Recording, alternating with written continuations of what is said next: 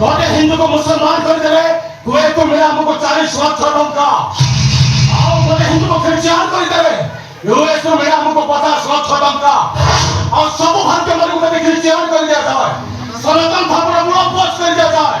हमको मिलेगा billion billion dollar से स्वप्न देखोनी जो धर्म सकल धर्मर मूल तत्व जो धर्मर वेद उपनिषद अंकार ध्वनि सृष्टि जार सचारक प्रभु श्री रामचंद्र जार सृष्टिकर्ता स्वयं महाप्रभु जगन्नाथ से धर्म को विनाश करबा पई तीन लोकर कहार शक्ति नहीं मान नहीं अब पपुओं का रंग बदल जाए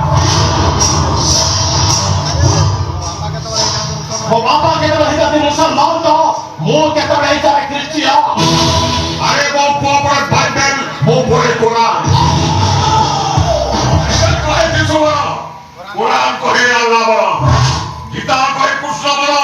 ଆଉ ଏ ଦଶାନନ କହେ ମୋ ଛୁଆତି ବେଇମାନ ଆମ ଫରମରେ ଗୋଟେ ପଟେ ଚର୍ଚ୍ଚ ଗୋଟେ ପଟେ ମସଜିଦ ମଝିରେ ଅଛନ୍ତି ପ୍ରଭୁ ଜଗନ୍ନାଥ